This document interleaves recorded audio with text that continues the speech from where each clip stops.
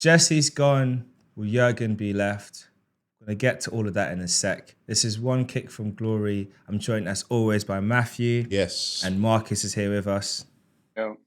Craig can't make it today, but he sends his best wishes. We are going to start off, as the intro suggested, by talking about Jesse Marsch, the latest manager to be relieved of their duties in the Premier League. Some would say not before long. Others would say probably deserved a bit longer. I want to start with you, Marcus. When you heard the news of Jesse Marsch's sacking, what was your kind of thoughts and reactions to all of it? Yeah, not surprised. Leeds have been in free fall. They have not been winning games. They've been struggling. Obviously, Jesse tries to play a style of football that is appealing, but end of the day, if you don't have any leverage with a football club, then it's a results game, and the results weren't good enough. No, they weren't at all. I think the only sad news for you, Matthew, is that that's another 3 points off the board that you potentially could have gotten from a team, and you're desperately crying out for points. I mean, for you, do you look at that sacking? Obviously, your former player Lampard was the previous manager to lose his job. And of course, your former manager, Tuchel, was one of the first casualties of the season. So I feel like you're quite well averse to managers being let go. But how do you think the general sentiment is going to be now, just with Marsh now being gone? Well, the next thing is going, well, who's going to be next? The funny thing is I listened to the radio the other day and just happened to catch where they were saying who they're kind of like the next manager. And I don't know whether it's grandeur or just pure ambition, but we're looking at names where it's like, okay, you're going after people who are like somebodies who can prove, have a point to prove.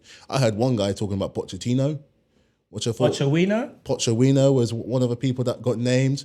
No one else said Frank Lampard. Some actually said he wouldn't mind having Bielsa coming back.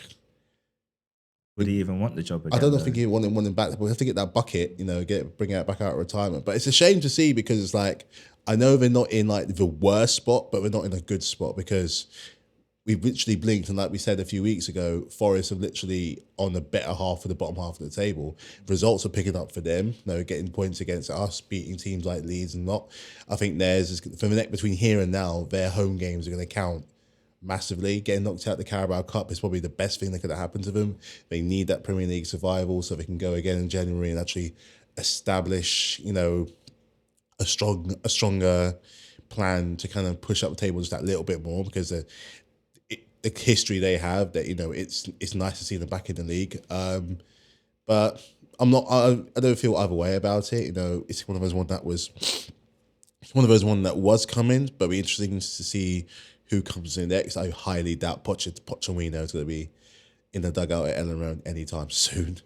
Yeah, there's a lot of different candidates that have been touted as potential names. I know Ralph Hasenhüttl's name's in the bag. Of course, Marcelo Bielsa is an option. They're also looking at Celtics manager Anger Postecoglou, and they're looking at Rayo Vallecano's manager Adroni Iraola. But I guess for you, Marcus, if you were to pick the next manager for Leeds, considering not just the culture of the city, but how greatly intertwined the fans are to how they do things, who would be the coach that you think would be the right manager to bring them forward?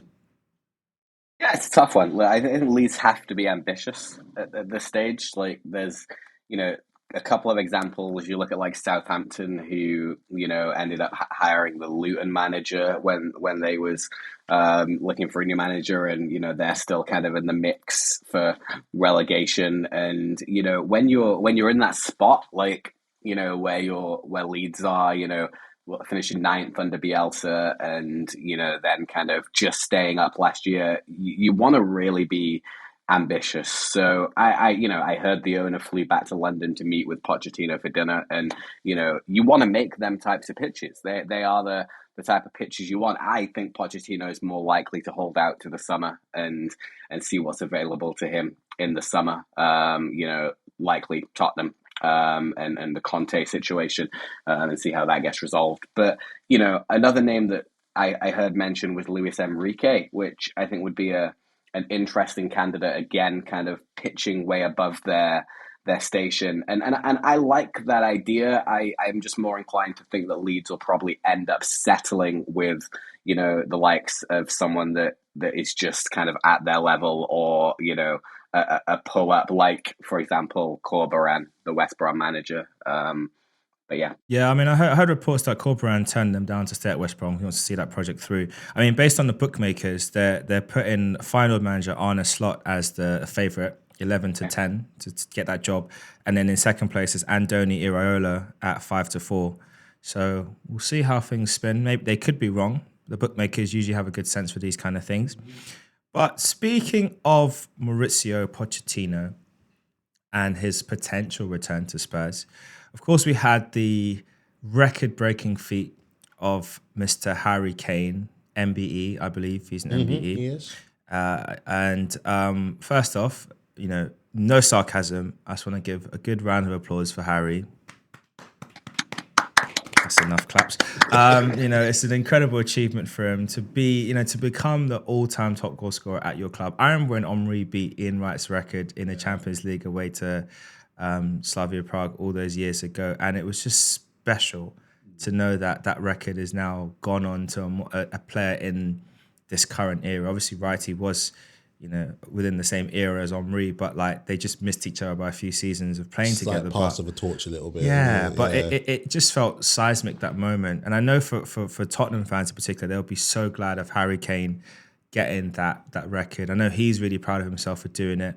He's got his eyes now on the Premier League one, of course. For you, Matthew, when you look at what Harry Kane has achieved, do you think now we could comfortably say that Harry Kane is top 3 best Premier League strikers of all time? It's tricky because you consider there's so many other candidates up there, but I wouldn't shy away if someone did put him in there, because after the record he's just had and the record he can probably go and get in his career, he definitely does deserve it. I think we sometimes underestimate how good he is because of no disrespect, he does play. He is a Spurs player, and also for what he does for England. Actually, on the Spurs tribute, I hope you're recovering from your operation nicely.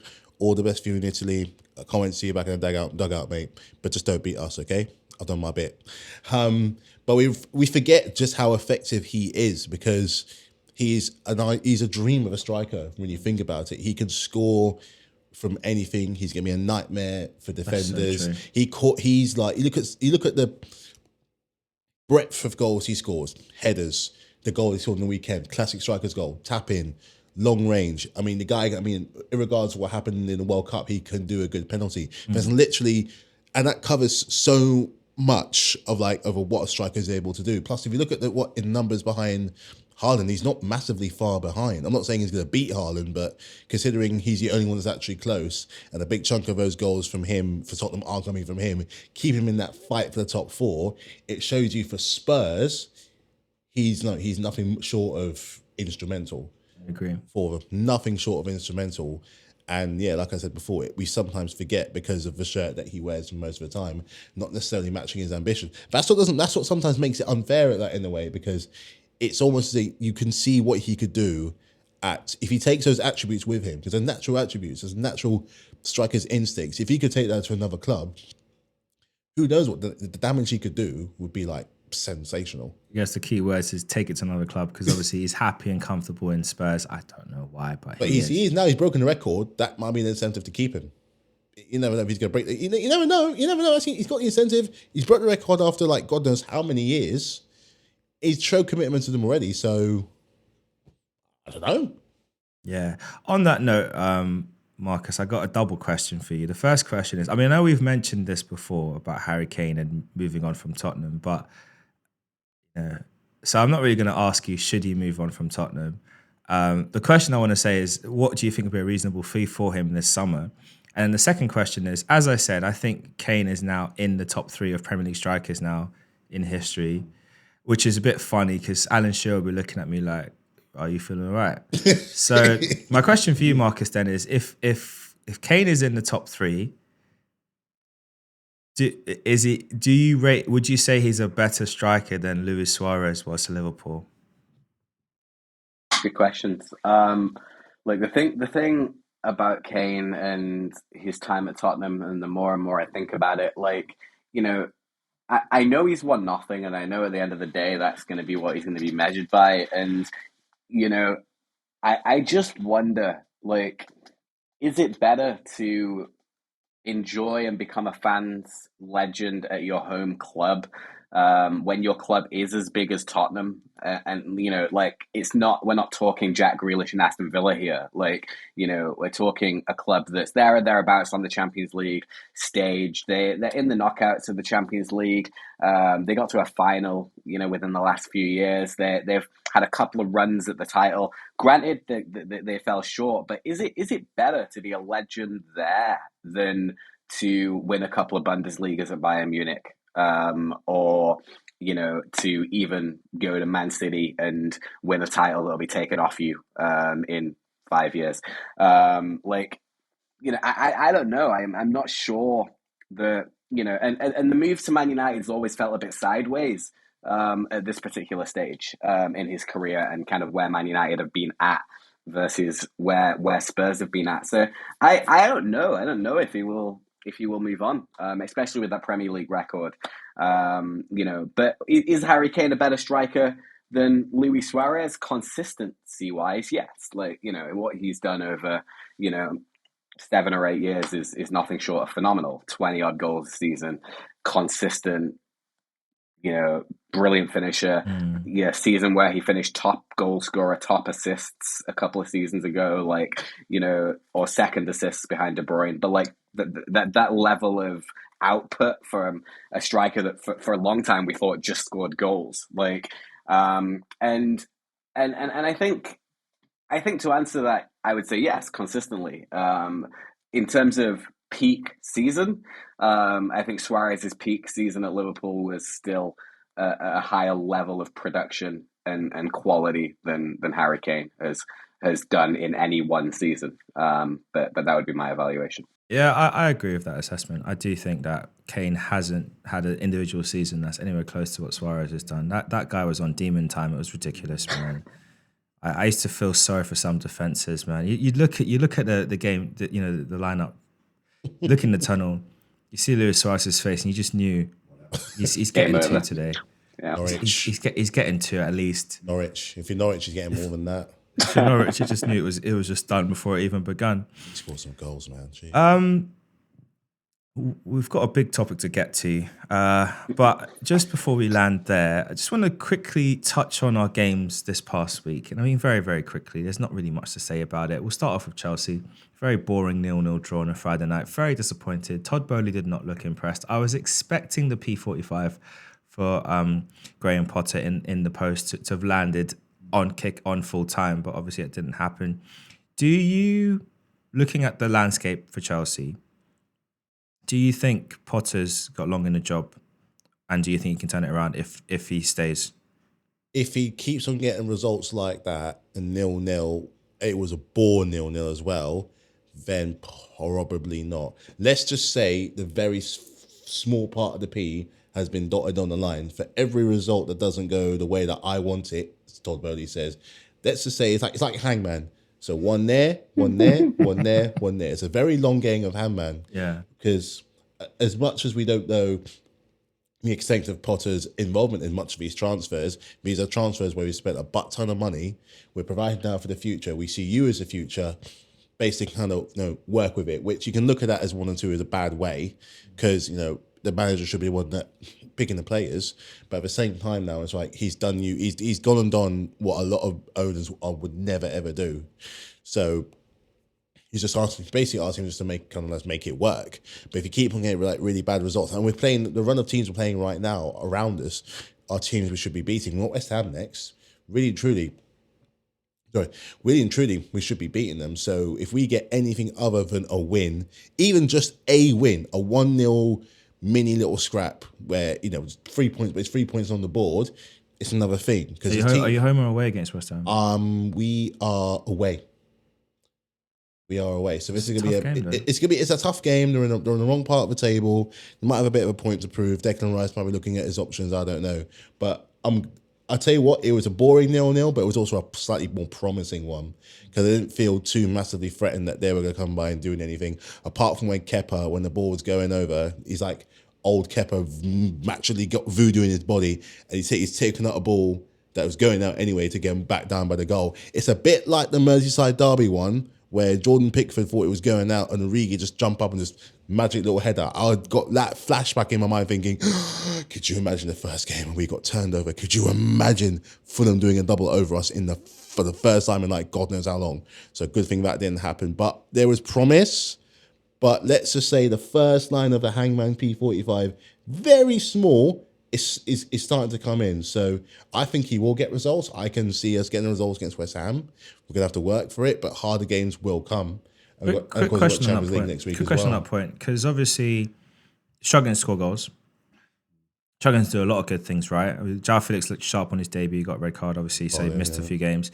Mudryk looked good in the little brief cameo he had, although it was against James Milner, so I'm going to put an asterisk next to it because against Fulham, Tete had him in his back pocket in the locker, not even on the pitch. But do you think now, kind of a little bit hindsight, leaving Aubameyang out of the Champions League squad and also obviously not including him at all this weekend, do you think that's a bad decision by the manager that's going to probably have repercussions as the season goes on? Because the more you don't score goals, the more people look to him and say, well, you had a goal scorer on your bench. He's the only pure and natural striker that we actually have. Because for all the players that we did buy, what we didn't get was a striker. Well, you got Fofana, but at the same time, he's going to get time to kind of mould in and kind of, mold to a Premier League way. You've already got a Premier League proven striker already who was, who's also a trophy winner, who's also, I think at one point then he got the Golden Boot, albeit a few years ago. Yeah. Don't you think there's a little bit in him that says that he can still do that? He can still find a way to get his ball in the back of the net. I don't know if something's happened backstage. I don't know whether the influx of players put him under a bit of a threat and he might be feeling a bit squeamish. I don't know. But I also know that when you have a striker there, even if it's just a one striker, you kind of owe it to the way to play him if we're lacking with goals, because it's now two on the bounce, 0-0. 2 on the bounce, 0-0. I don't think he even was on the bench for either one of them. He definitely didn't start, so tongues will wag. Definitely, it might make that P on that P45 just that little bit longer. Well, he had a striker, he didn't play him, and I know you got Fofana there, but he's brand new, he's fresh, he's going to be so raw. So at least there, at least then, look. We already can write off the point that this part of the season there's a good chance of not making top 4. At least give something for the fans. At least get some goals. At least show a little bit of fight, because these players here were shown a long-term vision. So they're not necessarily looking forward to next year. We're looking probably to 3 years after that.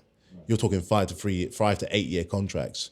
So they already know what they're signing up to. That's what we're getting involved in, because they're it. We're not signing any more players in the summer, or at least we shouldn't be. Who said you're not? I've already heard you guys are looking to do some business in the summer. Well, we'll get people out, but the point about we've got people one out. Thanks for taking him. We've got one out. There's still plenty more that can leave. I can name about 5 right now that can need to go.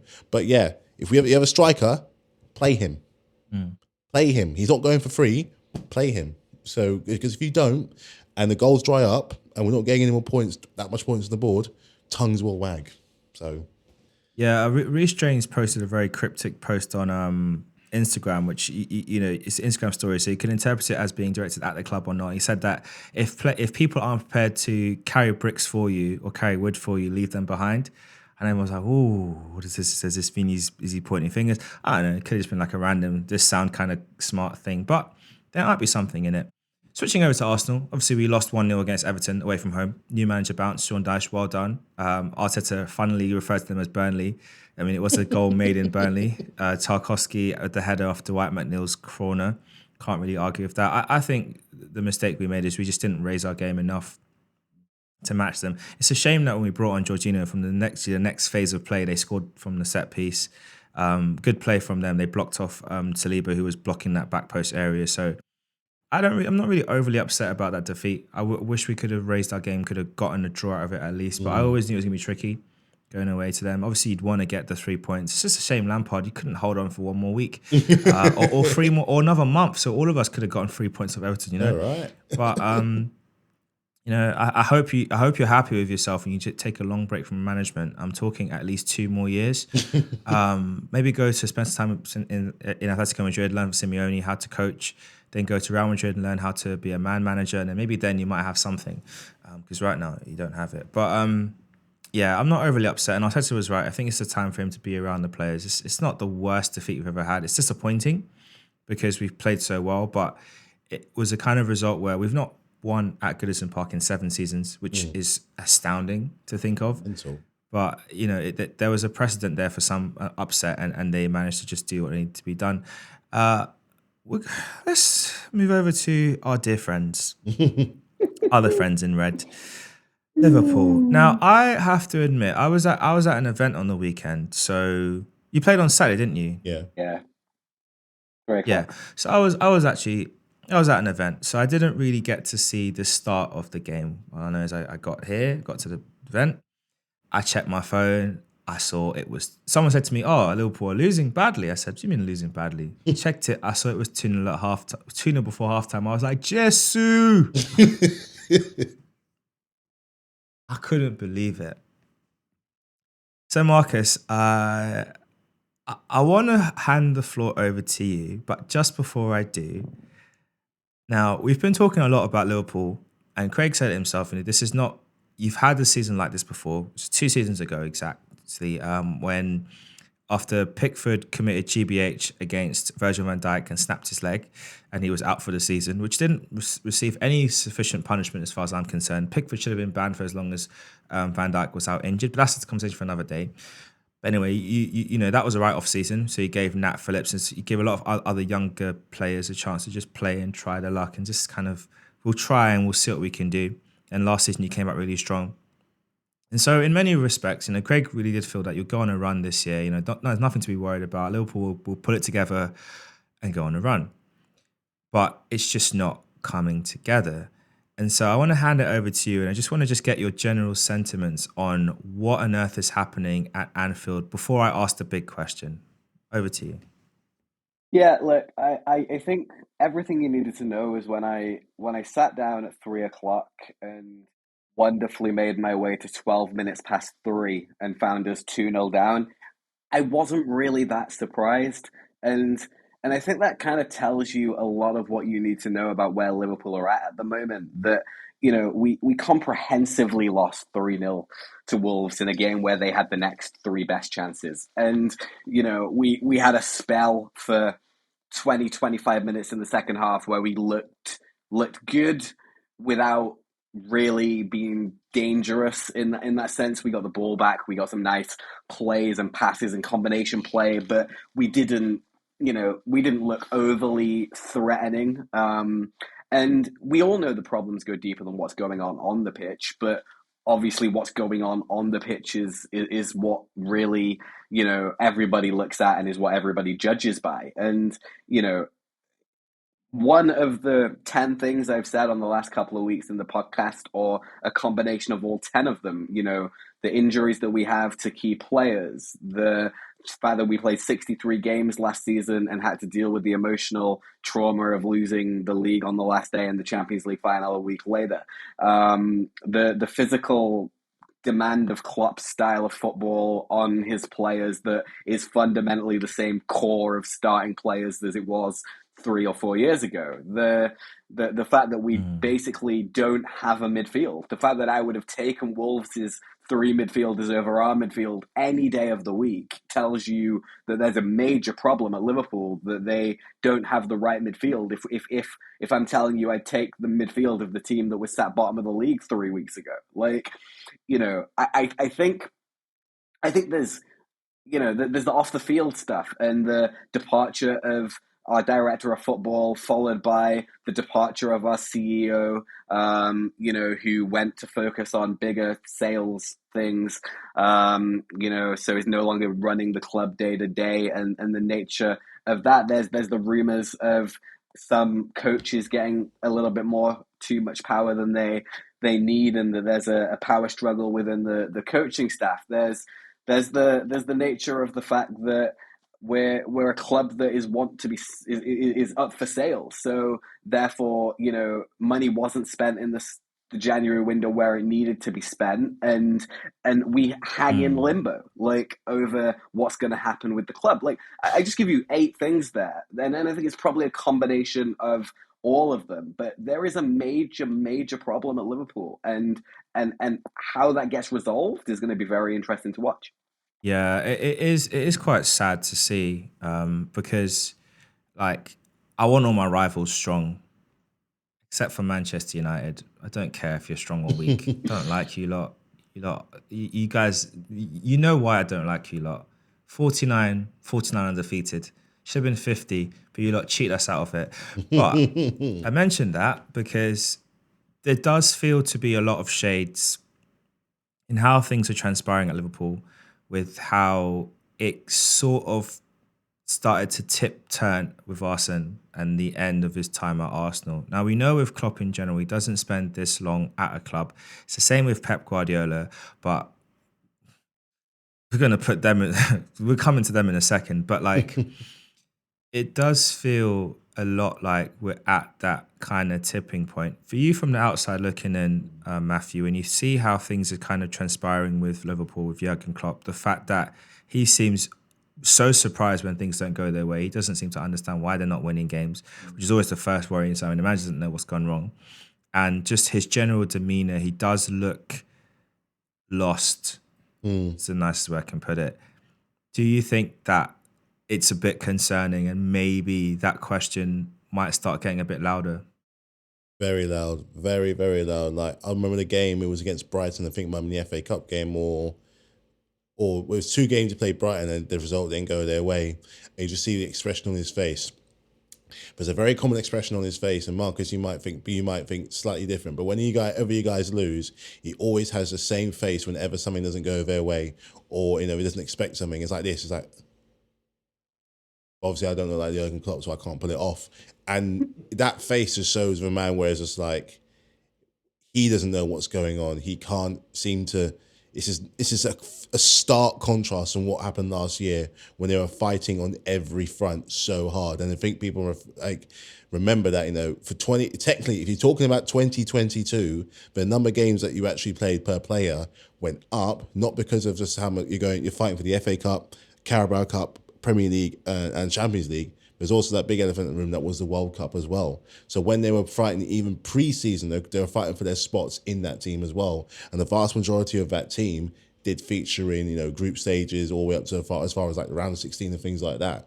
So they were firing on all, can you imagine firing on all cylinders, different climates, different grounds, all that travelling, never being at one place at once, go to different hotels, especially for the 2 hotels going to Wembley when they played us twice last year.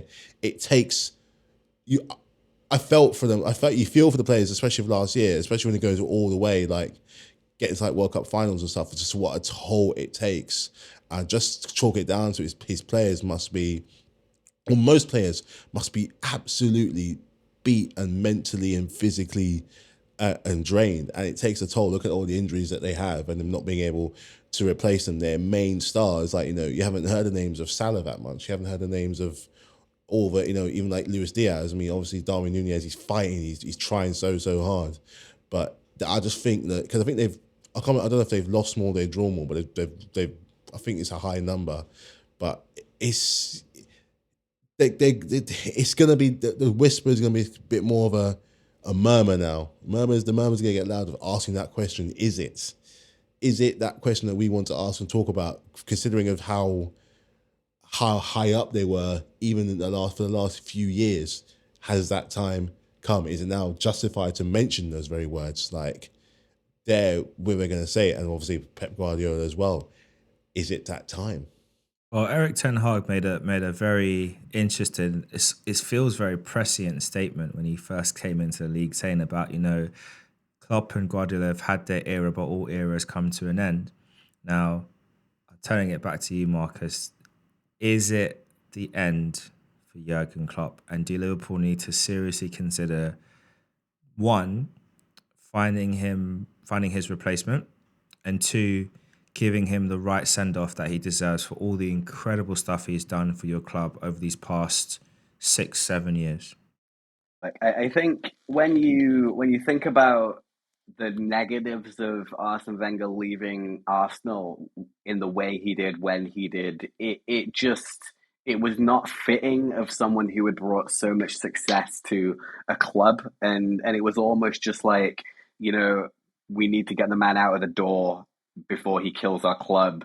And you don't want that level of sourness in that situation. And look, I don't just kind of talk about the comparison to avoid the question, because obviously it is a very pertinent question in the time we're in. But if I'm gonna talk about Jurgen Klopp, I have to say that I think he should take minimal fault for where Liverpool are.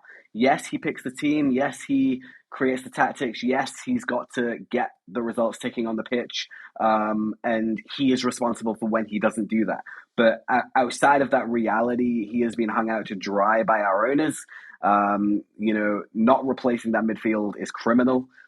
We have signed one actual midfielder in since 2018 when we signed Naby Keita or Thiago, and he has not been backed in the way that he needs to be backed, and you can argue that's because the club is in the position that it's in where they're looking to sell. But I think what I will say is this: Klopp is an incredible manager. He showed that he could turn it around in the season where we struggled before and we finished third that season. That's not going to happen this season. I don't see a way these bunch of players playing the way they're playing turn this around. Like there is nothing to suggest to me that this team are going to get anywhere close to Europe this season.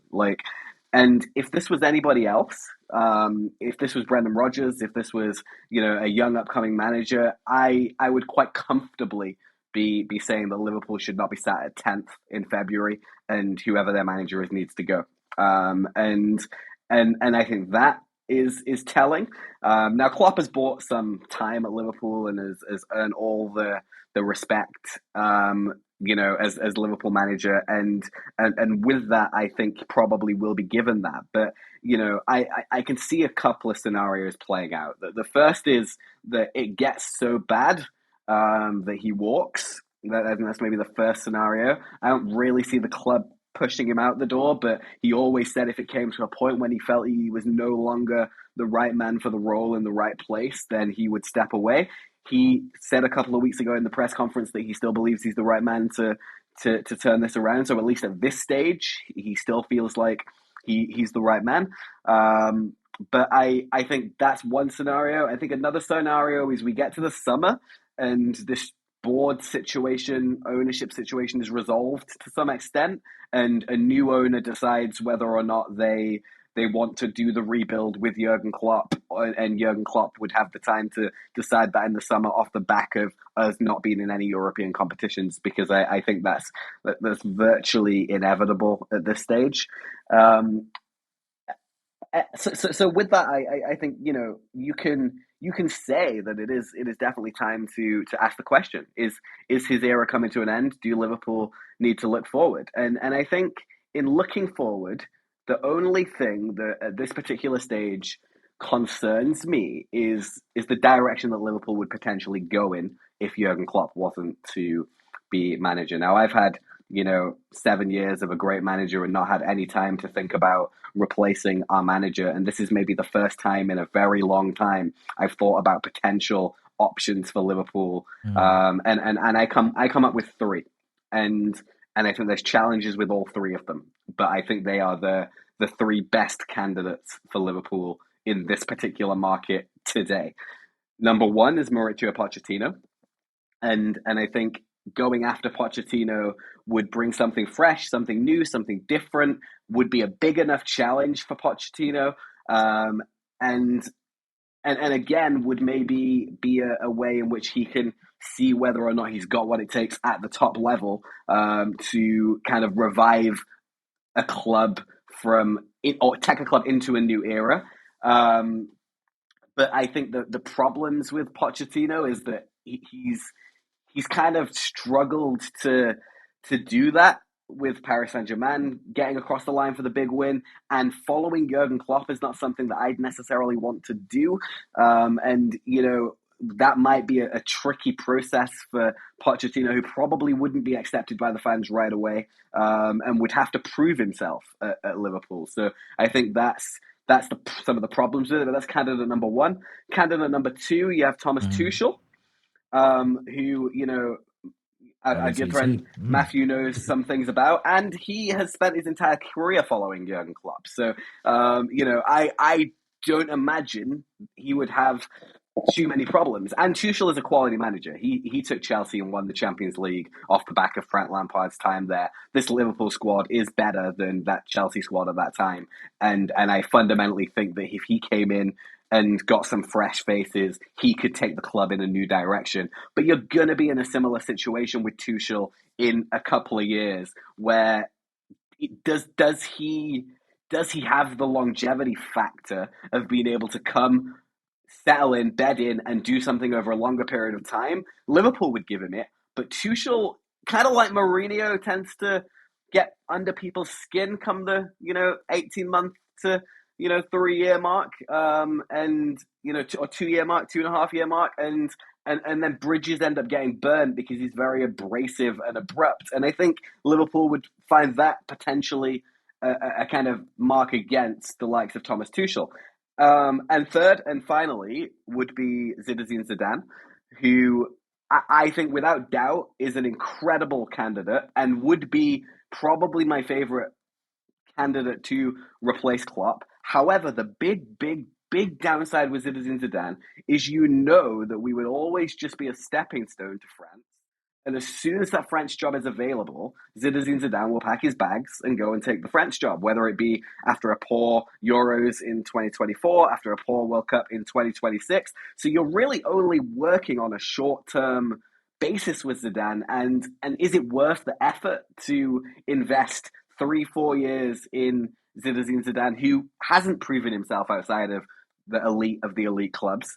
And Liverpool needs some taking back, although he may have the sway to be able to force some transfers in the positions that he needs. And Liverpool maybe are only 2 or 3 transfers and a new idea away from being right back to where they were a season ago. But that concern around the French job always hanging over is problematic, which leads to ultimately my final sentiment, which is that maybe the best thing Liverpool can do is completely count this season as a write-off, see where we land in the summer, and consider whether we want to rebuild with a new manager who's available in the summer, or Jurgen Klopp if he still feels like Liverpool is the right place for him and that he wants to go again. You've also got one really big option as well, in that you're in the Champions League still. So you might have the worst domestic season I think you've done it before in the past where you finished 5th and won in Champions League and got into it. So you could easily do it again. True, yeah. It's not out of the question. In fact, it wouldn't surprise me if you did pull it off. Obviously, for this season, I have vested interest, and I want a certain team from Paris to win it. But I'm happy to put that to one side. No, I'm not. No, I'm absolutely not happy to put it to one side. It needs to happen for the culture. Messi and Mbappe and Neymar need a Champions League together. It just has to happen. But no, I like what you said there. I think the options of managers are quite interesting. Would you not consider Gerrard, or you think it's way too soon for him? Not a chance. Nope. You don't get sacked from Aston Villa and get the Liverpool job. No, not a chance. He has to really prove himself that he's got what it takes to manage at the top level before we would give him a chance. And I don't think I wouldn't even have him. I wouldn't even interview him. Wouldn't even have him on the shortlist. I think realistically, looking at how things are playing out, I think Klopp will get one more season. I think this year, even with Wenger, it wasn't so much the one season that was the indicator that the time was going off. It was the steady decline of what we're doing. Because I look back over the period of Wenger's, his final years at Arsenal, and if we'd won the league in 07-08, that would have bought him the extra years he stayed. That would have given him capital for it. 15-16 would have bought him capital. 11-12. I'm picking the seasons where we were there and thereabouts and then fell apart.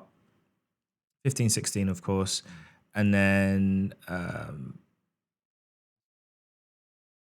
just those ones, really. Yeah. Just those particular seasons, I think that he could have done something a bit more. But alas, he got removed and now he's, welcome back with open arms.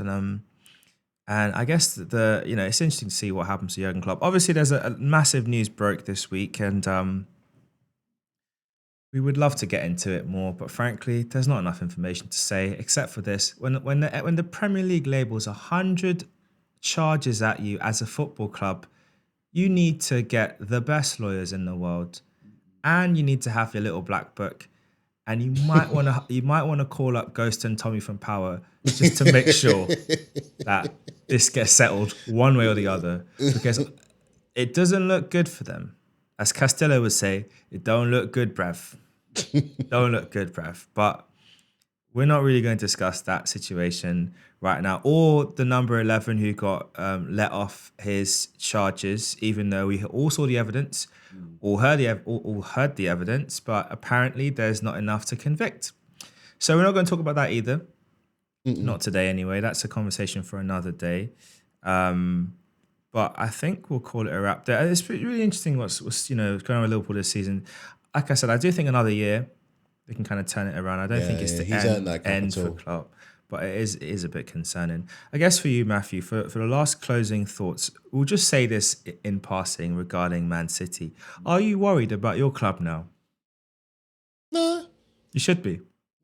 I'll be worried I'll be more worried if more things come out. But for the time being, we're all right because we've been in this kind of situation before with other kind of questionable transfers and nothing's come of it. So I think we kind of skate on it very finely. Because I'd say this, if I'm Newcastle, if I'm Chelsea, and potentially Manchester United if they get new ownership, and Liverpool if they get new ownership as well, if this Man City situation is very, very worrying if you're a mega rich state-owned club, because the issue with Man City, it's the fact that they have massaged their books in terms of how the money for sponsorship has come in. It just doesn't add up, and that's part of where the issue lies. And you can't hide that. It's not a financial fair play issue.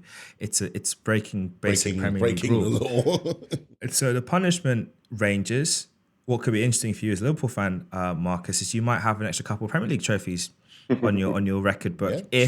If the punishment is so severe, the general sentiment is that it would probably just be a points deduction. It won't happen this season because it's taken them 7 years, I think, to get to this conviction point, which is quite interesting, or to get to this charge point. So it's going to take a while to kind of go through all the information. What is good though is it's not going to be played in public, so it's going to be a private tribunal.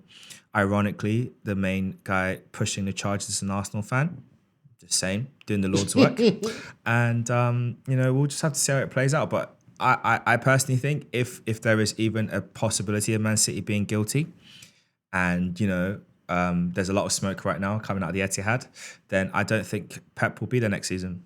No, I do not think he'll be there next season. If he sticks to his word and he doesn't want to be part of a corrupt, dodgy organisation again, then he will leave.